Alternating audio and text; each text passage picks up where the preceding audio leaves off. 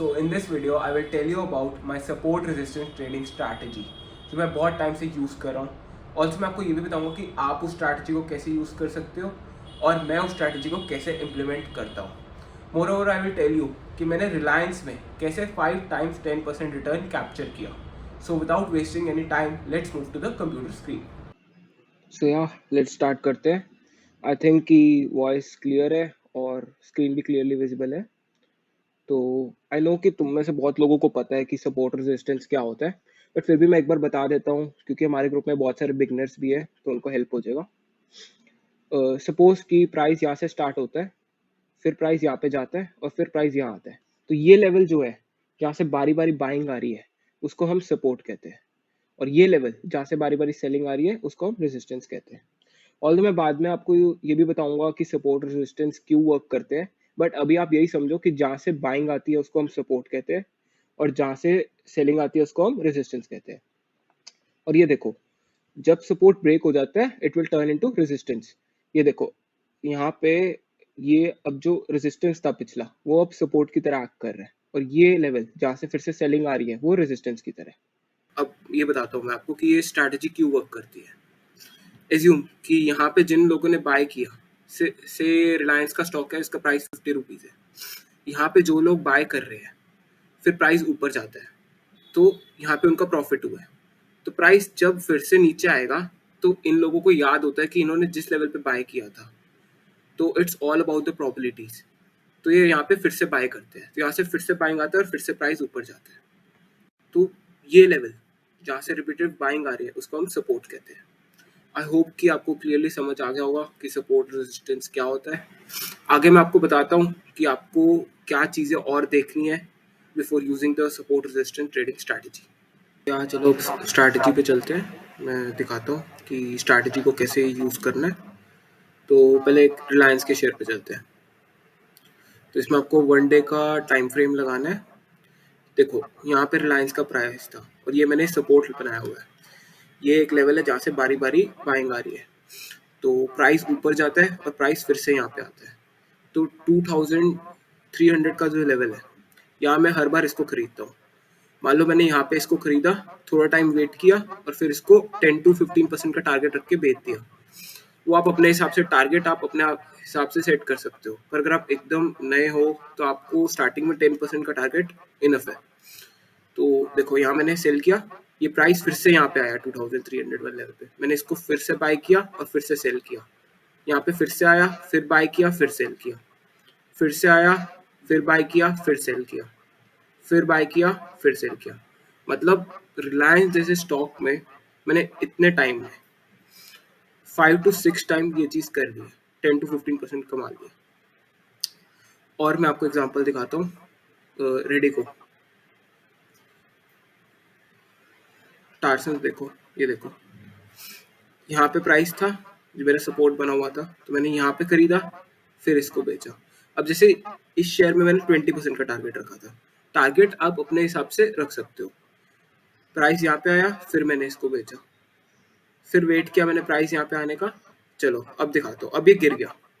तो मैं आपको एक और 2 चीज़ें और बताता हूँ जो बहुत ज़रूरी है इस स्ट्रैटेजी में अप्लाई करने के लिए। बहुत सारे लोग, ये स्ट्रैटेजी इतनी सिंपल लग रही है तो इतने सारे लोग क्यों नहीं कर पाते हैं, इसका रीज़न मैं आपको बताता हूँ। सो ये देखो, आपको 2 चीज़ें बहुत अच्छे से फोकस करनी पड़ेगी इस स्ट्रैटेजी को अगर आपको यूज़ करना है। फर्स्ट, कि आपको हमेशा आपके पास एक अच्छा कैश इन हैंड होना चाहिए, क्योंकि ये स्ट्रैटेजी सिर्फ बिग प्लेयर्स के लिए है।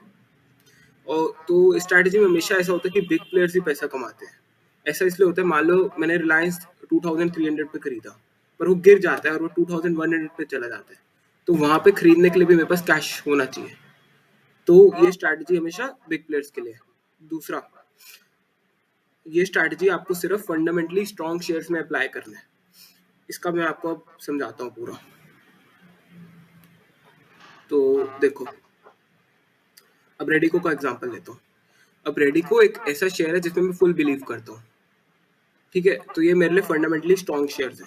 अगर ये गिर भी जाता है तो भी मैं इसको होल्ड करने में मेरे को कोई दिक्कत नहीं होगी, क्योंकि मैं, मान लो मैं बिग प्लेयर हूँ, ठीक है। तो ये लेवल मैंने इसका बनाया हुआ था, 1000 का, तो यहाँ मैंने खरीदा, फिर मैंने इसको बेचा, तो मैंने इजीली यहाँ पे 20% बुक कर लिया। ये देखो यहाँ मेरे को यहाँ मतलब 50, रुको देखो यहाँ मेरे को आराम से इसका 20% यहाँ पे टारगेट मिल गया। देखो फिर यहाँ पे आया प्राइस, मैंने यहाँ पे खरीदा। अब चीज मेरी फेवर में नहीं जाती है, प्राइस गिर जाता है, तो मैं क्या करूंगा, जो नेक्स्ट सपोर्ट है ना उसको मैं वापस खरीद लूंगा। तो इस लेवल पे मैंने इसको वापस खरीद लिया, ठीक है। अब देखो मेरा एवरेज क्या हो जाएगा, अब मेरा ये एवरेज आ रहा है 940 का एवरेज आ रहा है, ठीक है। तो अब देखो अभी भी प्राइस वापस गिर जाता है, तो मैं यहाँ पे इसको फिर से खरीद लूंगा। अब मेरा एवरेज ये आ गया, ठीक है। तो मतलब इस स्ट्रैटेजी को यूज करने के लिए आपके पास कैश इन हैंड होना चाहिए। मान लो आपने यहाँ पे फिर से खरीद लिया, अब आपका एवरेज 900 का आ रहा है। जब आपका 900 का एवरेज आ रहा है, अब देखो प्राइस कहाँ पे, सी तो प्राइस यहाँ पे फिर से आ जाएगा, तो आप यहाँ पे बेच के फिर से प्रॉफिट कमा सकते हो, ठीक है। अब जैसे टार्सन्स को देखते हैं, बस ये ध्यान रखना कि जिस स्टॉक को आप चूज करो वो फंडामेंटली स्ट्रांग होना चाहिए, तभी ये स्ट्रैटेजी अच्छे से काम करेगा। कि अगर मान लो स्टॉक का प्राइस गिर भी जाता है तो आपके पास फंड हो कि आप वापस बाय कर लो, तो ये स्ट्रैटेजी बहुत अच्छी है आपके लिए। सपोज देखो यहाँ पे मैंने खरीदा, यहाँ बेचा, यहाँ खरीदा, यहाँ बेचा, यहाँ खरीदा, यहाँ बेचा, अब प्राइस यहाँ पे चला गया, ठीक है। तो मैंने यहाँ पे खरीदा, पर प्राइस फिर नीचे चला गया, तो मैंने यहाँ पे भी खरीद लिया। सी मेरी आप पोजीशंस देख लो, जैसे टार्सन्स है, अभी मेरी करंट पोजीशन में इसमें 11% रिटर्न है, क्योंकि पर क्वांटिटी देखो, क्वांटिटी यहाँ पे ज्यादा है। और सिकाची में देखो यू कैन सी कि 19% रिटर्न है, रिलायंस में you can see the return. तो ये स्ट्रैटेजी बहुत सिंपल है यूज करना, बस आपको 2-3 चीजों को ध्यान में रखना है, तो ये स्ट्रैटेजी को यूज करके आप एक अच्छा रिटर्न बना सकते हैं। तो आई होप कि आपको समझ आ गया होगा, और भी अगर आपको ऐसी वीडियोस चाहिए और स्ट्रैटेजीज पे, तो we are working on that. Also अगर आपको कोई डाउट फेस होता है तो आप हमारे फिनफैम के व्हाट्सएप ग्रुप पे रीच आउट कर सकते हैं, उसका लिंक मैं अभी डिस्क्रिप्शन पे शेयर कर दूंगा, तो आप वहाँ से देख सकते हैं। Thank you guys.